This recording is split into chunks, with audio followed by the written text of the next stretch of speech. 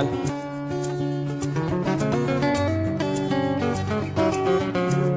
mag ñi yéen laay waxal. Nous allons essayer de voir ensemble, connaître votre définition de la violence. Oui. Le fait de faire souffrir quelqu'un. C'est ça la violence, oui. Le fait de détruire quelqu'un. Le fait de détruire quelqu'un, oui. Le fait de gâcher la vie à quelqu'un. Oui. Le fait d'abuser de quelqu'un.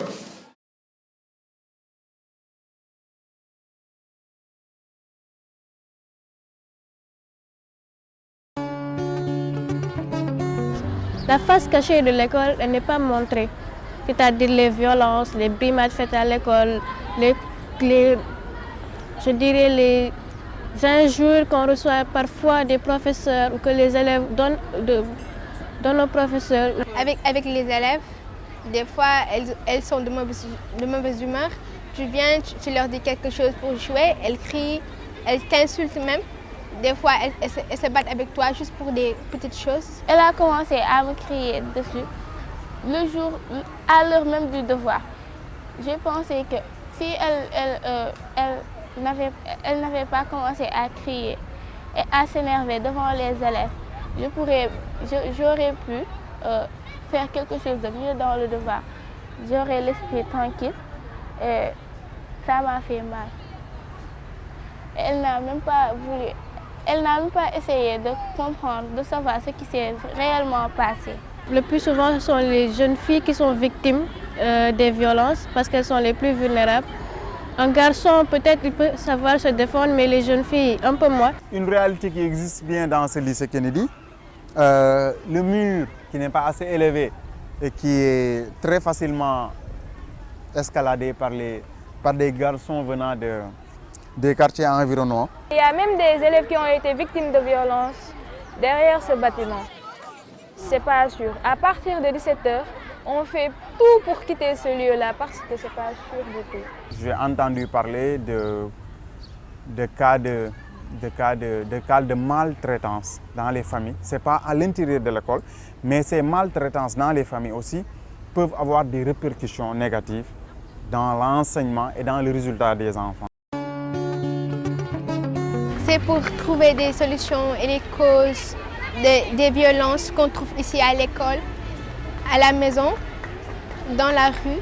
Avec nos camarades, déjà, on a réussi à réunir assez d'informations pour faire une collecte de données à partir des focus group, à partir des rencontres avec les élèves, à partir des interviews qu'on a pu faire avec elles, réunir assez de formes de violence qu'elles ont subies ou qu'elles ont eu à faire subir à des personnes ici dans l'enceinte de l'école.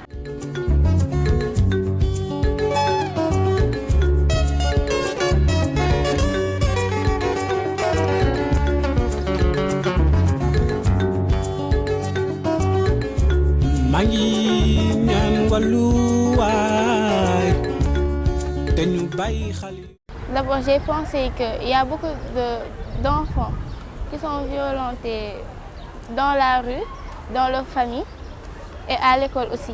J'ai pensé que si j'en faisais partie, je pouvais faire quelque chose, un petit quelque chose comme pour ces enfants-là.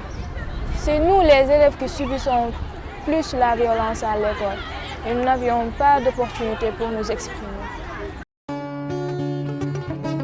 J'ai appris qu'il y avait plusieurs formes de violence ici à l'école, telles que les violences physiques, les violences morales, psychologiques quelque sorte, et verbales.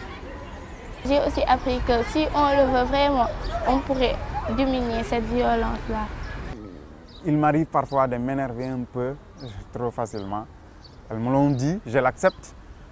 Donc, parfois, c'est par le regard des autres que vous découvrez vous-même. C'était nous qui nous faisions cette image des professeurs, voilà, stricts.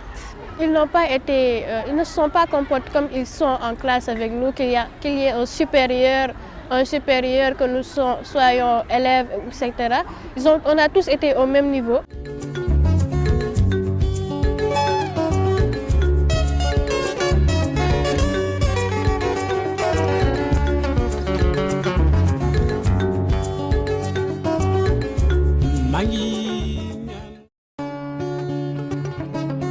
Quand j'avais des problèmes avec mes amis ici, on criait, on parlait, on criait. Maintenant, quand j'ai fait partie de la rap, je crie plus. Je parle doucement. Nous nous sommes rendus compte que nous travaillons avec des personnes peut-être que peut-être nous sous-estimions. Mais grâce à la rap et au contact qui a pu se faire concrètement et les diverses causeries, les échanges qui ont pu se faire, nous avons vu que c'est des enfants, mais des enfants qui sont porteuses vraiment de connaissances et de savoir-faire. Sans qu'on leur donne officiellement le rôle de jouer la médiation dans les différends qui arrivent soit entre élèves ou bien entre élèves et professeurs, je pense qu'elles ont commencé à le faire naturellement. Aujourd'hui, par exemple, nous leur demandons de travailler elles-mêmes sur certaines données et nous leur faisons confiance. Donc la confiance, c'est quoi? C'est le fait de nous dire que bon, ces enfants-là, elles sont aussi responsables que nous.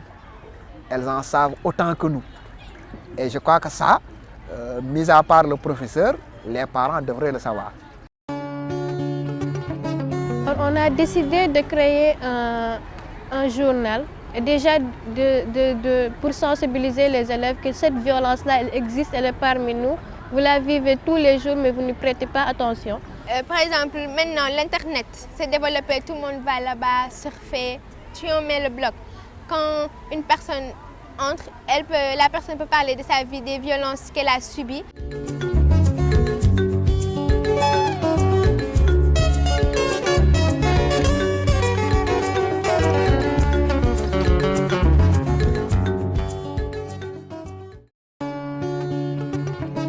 Être enfant ne veut pas dire qu'on doit être tout le temps victime de violence.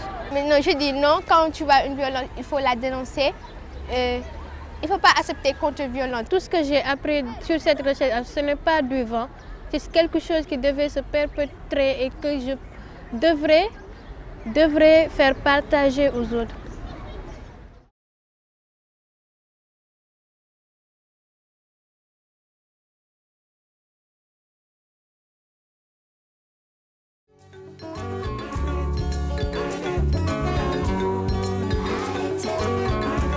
Mangi ñaan wàllu waay te ñu bàyyi xel ndaw yu ñu saa